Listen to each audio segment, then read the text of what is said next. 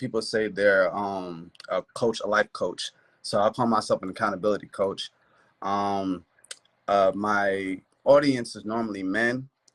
I speak to mostly men and try to help out with suicide prevention, depression, just accountability. You know what I'm saying? A lot of times we don't have that person that wants to speak up. The most popular saying that is, and you ask men what's wrong, they always tell you nothing, right? So I'm the guy that's actually going to tell you what's wrong. I love Not it. going to tell Yeah. you nothing, right? I'm going to actually tell you, like, look, this.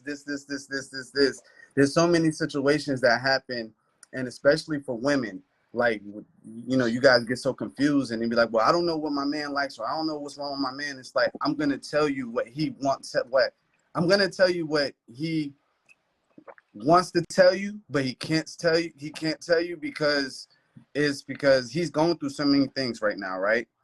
And This is the, so good. This is so right? good. That's why I got my drink. It's so good. I'm listening. Like, Come on, give it to me. okay, I'm gonna give y'all a little gem. I'm gonna put this in there, right? So a lot of times, what it is, right? Your man might be going through something he can't even figure out for himself, right? So whenever you ask him and he what's wrong and he tells you nothing, it's not that he doesn't want you to know what's going on. It's the fact that he's trying to figure it out. But the point of him to stop trying to figure it out and to stop to explain what's going on with him, that's kind of, it's frustrating because one, a lot of people don't really understand whenever you explain something to them. So I could say something to you and I'd be like, well, do you understand? Right? And you could say, yeah. But the right question that I should have asked you is, what did I say? Right. And let me repeat it back to you. Exactly. And so that way I can alleviate anything that you made a misconstrued or anything like that. So we both be on the same page. For me to do that and for you to sit there and be like, okay, I understand, but you really didn't understand, right? Or you took 2 words or a whole paragraph of what I said and you just ran with it and that's not what I meant. So then whenever this situation happens again and I feel so way again and you automatically assume that this was what it was when you understood it the last time, that's an insult, right? And the last thing I want to do is swing on you, which I call friendly fire. I don't know if you ever played Call of Duty before on PlayStation, but whenever you shoot the person that's on your team, that's called friendly fire, right? So whenever I feel a sort of way and I don't even know what's going on with me and I'm trying to calm myself down, right? And I swing on you by accident. I don't want to swing on you, right? Because you're supposed to be my partner, right? Not my peace, right? I'm gonna disturb a lot of people when I say this.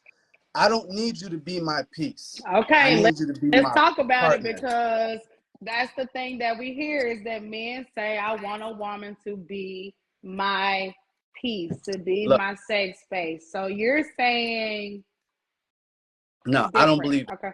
I'm Okay. gonna tell you why. If Okay. you're my peace, the moment you stop being my peace, where do I go?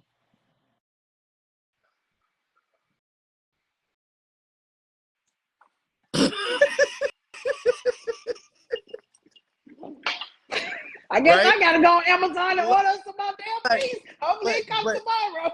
that's the thing. Okay, no, explain that more because that's good, right?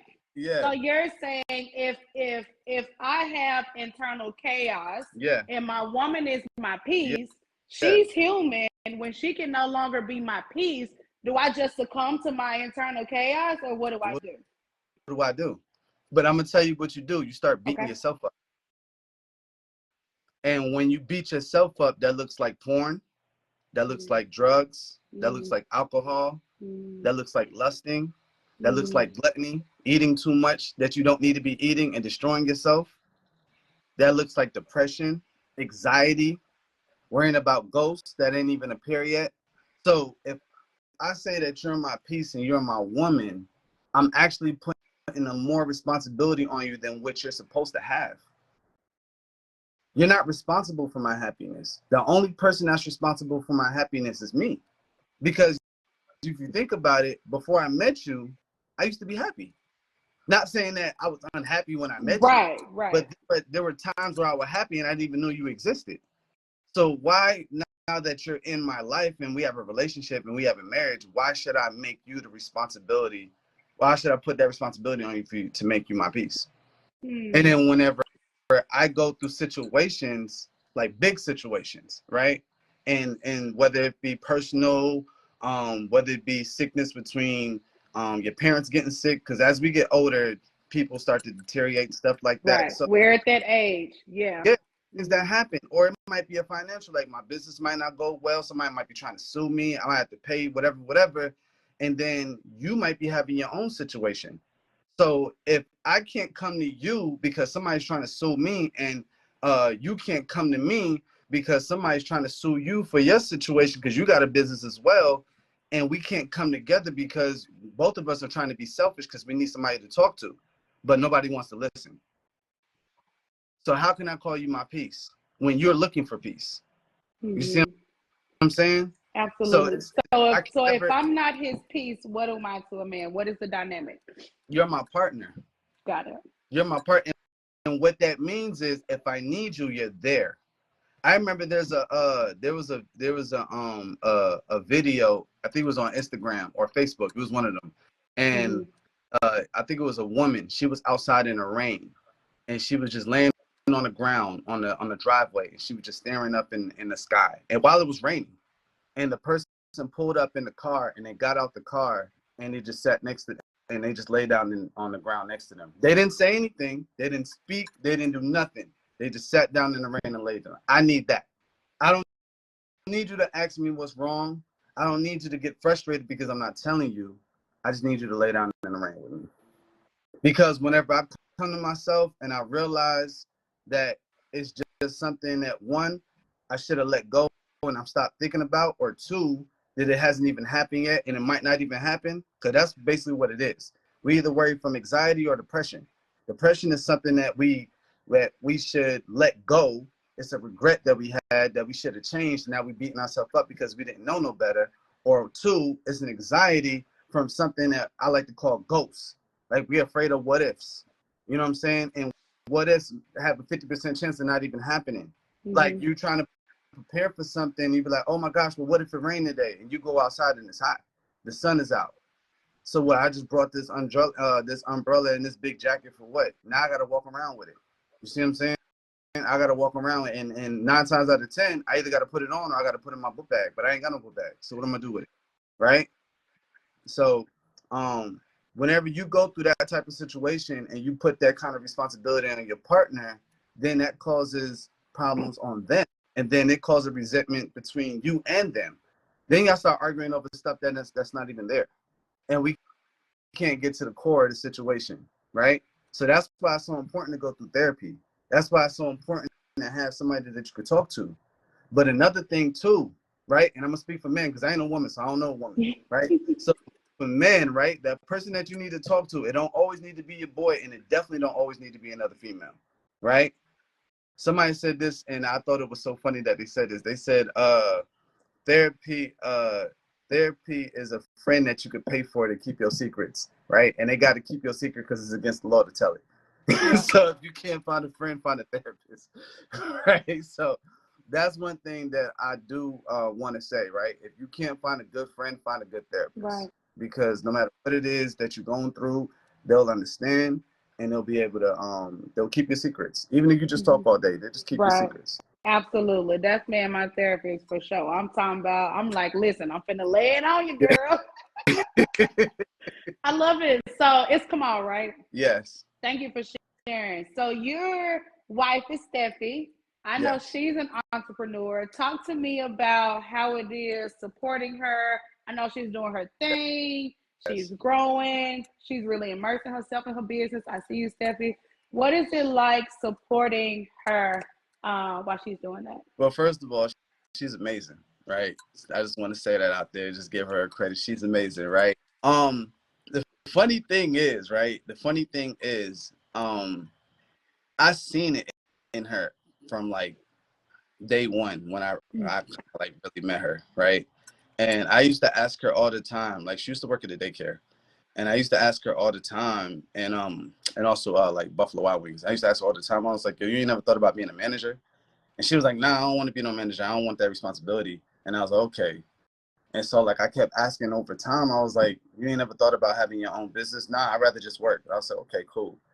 And so it was funny. She was pregnant with our second child, I believe it was. And she got so upset at at, at at the boss one time, and she called me and she was like, "Babe, can I quit?" Because they pissing me off. I love it. I love the "can I quit?" So Can I I was like, okay. I said, okay, you just do what you got to do. So she quit, and from that day, she never got another job, and that was, I think, 2018. Woo! And since then, she has started her jewelry business. Right. Um, so she's been in that, I want to say, maybe 3 years now. I love it. Yeah, about 3 years now. So she's been killing it. She's has over don't quit me. I'm not gonna say the numbers. I don't want to get it wrong, but she has a lot of followers on YouTube. Yeah. Yeah. So she's working on that YouTube bag. She has a lot of followers on Facebook. She has a lot of followers on Instagram. She has a lot of followers on TikTok. So she's killing it. So I couldn't be even more proud of her, especially being a mother at the same time, right? Right.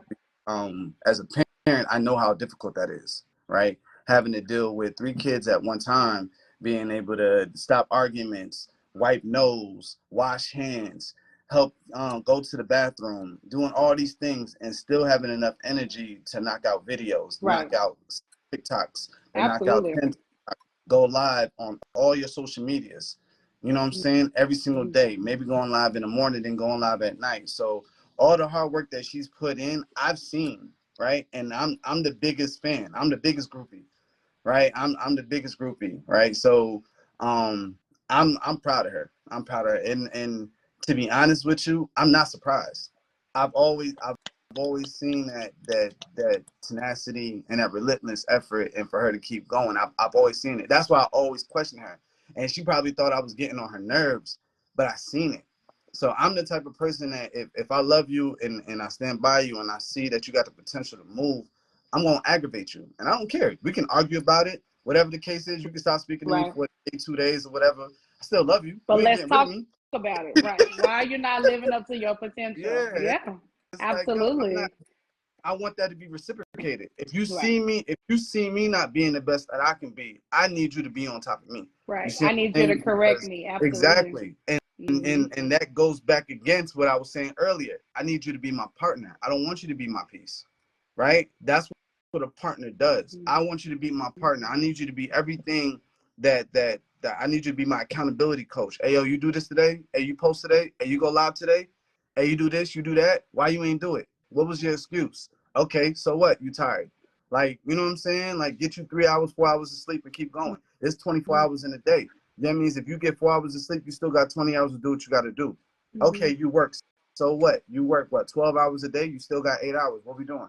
You know what I'm saying? Dang. There's no excuse. Even if you put 1 hour a day, 1 hour a day, every single day, that's still 365 hours that you put in a year. That's more than what people put in a lifetime to go towards what they want in a business. So people make all these excuses. I don't have time. No, people make time for what they want and what's the priority to them. So it's either you want to be successful or you want to complain. You know what I'm saying? You can either be the one watching people on TV or be the people on TV. I agree with that. I tell people there is no in between. You either the 1% or the 99%. There is no middle. You either going in and giving it what you got, or you on the sidelines watching, which is fine. But just understand what it is. You know what I'm saying? So that is so dope. That is so dope. My husband, for some time, and he's right here, he had been telling me for some time he wants to do a podcast and stuff together. But I love hearing the perspective of the man of his home, right? Giving his flowers to his wife, talking about how y'all support each other, the partnership. I love it. I think it's amazing. I think it's beautiful. I want to hear this more. I'm so like this whole 50-50 debate and coffee dates Oh, and first dates and don't stuff. get me I on get 50-50. it. Don't get me But on the 50-50. Don't give me all that. I Don't give me want, all that. I know, I'm about to talk about it one night. But I want to hear this because this is more of the narrative that I can relate to. Mm-hmm. You know what I'm saying? I've been married for almost 10 years. I'm a full-time Okay. entrepreneur. My husband's an entrepreneur. He still works a 9 to 5 too. Yeah. And even though we don't have kids yet, we find ourselves sometimes trying to balance,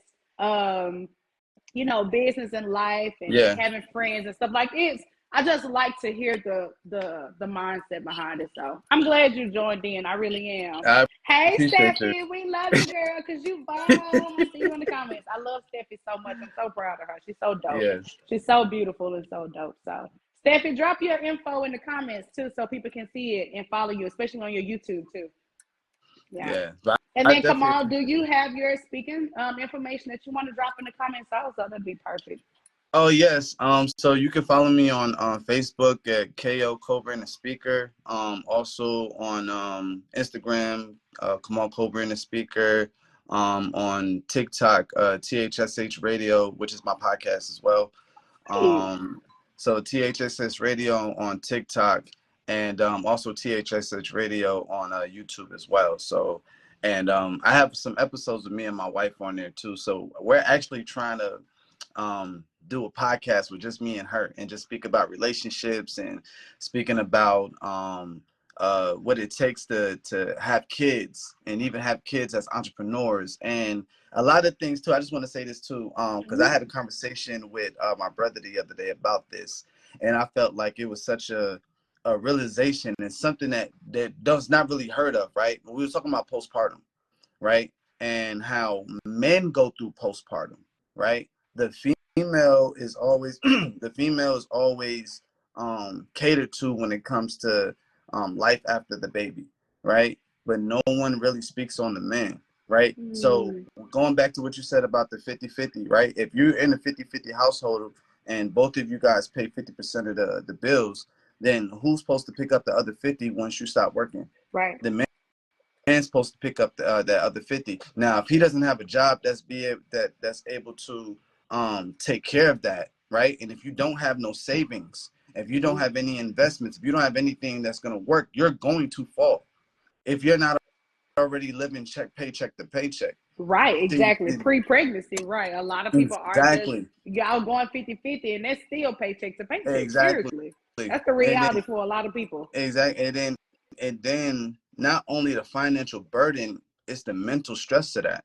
Because you either have to find a job that's going to take up 12 to 14 hours a day so you can make sure your family is straight, which means that you don't even get any time to really get no sleep, to get anything to eat, or even to be around your child, especially if this is your first child. As a man, right, you want to be there for your first child. And then comes also the issues with you having your side of parenting, like your mindset and your ideology of parenting, and then I have mines. And if we haven't spoken about that before we have kids, to know, I want a gentle parent. Okay, well, no, I was raised on whoopings. You know what I'm saying? So, no, but I don't want to whip our children. But you know what? If they get out of line, they go. And then that causes a rift, right? So that means we're not on the same page. So I got to deal with that. Not only I got to work 14 hours a day, right? And I have to work because if I don't work, then what? We're going to end up being homeless somewhere, right? And then when we're homeless, the person that gets scrutinized the most is the man. It's the man, right? So whenever we do good, they say, "Oh, y'all doing great, man. Shout out to y'all doing good." But whenever we falling off, is well, what is Kamal doing? But where the man? Yeah, round boy, what is he doing? Why she calling us to where he doing? Her bed? Yeah, absolutely. So we absolutely. we only a team whenever we winning, right? We only a team whenever we winning. But when we falling off, they blame the man. So we deal with everything. We're responsible for everything, but we get praised for nothing, right? And as a man, I hate to say it, but as a man, it's your responsibility regardless. So if your woman is paying 50-50, right? Regardless of her 50-50, you're supposed to be responsible, right? A lot of men don't want to hear that. But you're supposed to be responsible. She came to you and said, "Look, I want to be with you. I trust your lead." That's what submission is all about. I'm submitting to the mission. So what are we doing? Like, what are we doing? Like, what is the mission? Okay, so what do you got planned? Okay, so let me figure this out, right? And it's not just the man, right? Because you got some women that are great thinkers that think better than a man. But a lot of men are too masculine to say, okay, well, I'm gonna submit to my wife because she know better than me. Well, I'm gonna submit to my wife because she has better ideas than what I have, right? I might be the breadwinner. I know a lot of guys that make all the money, but their wife control everything, and there's nothing wrong with that. Absolutely. Because as long as there's still, as long as there's still respect there, then you can that can happen. But the moment that either party feels like because they make more money, they have the right to swing around their authority, that's when the issue comes. That's the issue. Absolutely. That's when the problems come. So as long as I tell everybody before you get married, right, you gotta have them 3 years together with that person consecutively every single day. 3 years. That's what I think. 3 years. Because I need a year to know you. You need a year to know me, and we need a year to know each other, right? And you never end up with the same person that you marry, because the person that you marry is the person that they showed you. But as you grow, you might like red, but then 10 years from now, I don't really like red, I want blue. I don't really like blue, I want white. It changes, and you have to learn to adapt with that change. If you don't know how to adapt with that change, what we doing? And you got to be willing to change too. That's a lot of men, they ain't really willing to change. Oh yeah, I've been like this from I'm standing on 10 toes down. Well, you ain't ready to grow. And if you ain't ready to grow, then what we doing? Not only as men, as people, well, we got to value ourselves as men. Stop being what they say, simps to women, and find the right woman that's going to be able to learn how to respect you and check you. So she don't need to be no yes man, but she need to be able to check you and respect you at the same time. And you need to do that for her. You need to do that for her. So it's got to be a level of respect. So that foundation is the most super important thing. Don't just go in there just because you want some cheeks, right? And for women, don't just go in because you got some money, because you don't know what it is. He might be a multi-millionaire, but he might be knocking you upside your head every single night. But you're going to take it because you can't go back to your mom's house. But I appreciate the time. Come on, man. We're going to come back, though. You know, we can talk about this all night. I love it. I love it. Look, Steffi says, my man. That's my man. I love it. I love it. Thank you so much for joining. I appreciate it so much. And please, when you drop off, drop your stuff in the comments, please. Definitely. I will. Okay. I would love to go live with me and you, Stephanie, and your husband, and you as well, so we can kind of have like that not back and forth, but just show drop the gems on marriage, because I know there's a lot of people, especially like single, like Black people that want to get married, but they're so intimidated because they don't want to be taken advantage of by whoever they're interested in. But you got to take that chance. You can't be afraid to jump. Like you got to be that's how you know what's out there. Absolutely. Yes. Thank you so much, Kamal. I appreciate you so much. I appreciate your time, for real. I admire you for real, because I be seeing you. Like my wife be talking about you, but you be in your bag, and shout out to you. You really be in your bag as a Black woman, man. I appreciate you for real. I appreciate you. You're doing it big. Thank you so much. I appreciate it so much, Kamal. Thank you so much. All right then. All right. Y'all have a good night. All right.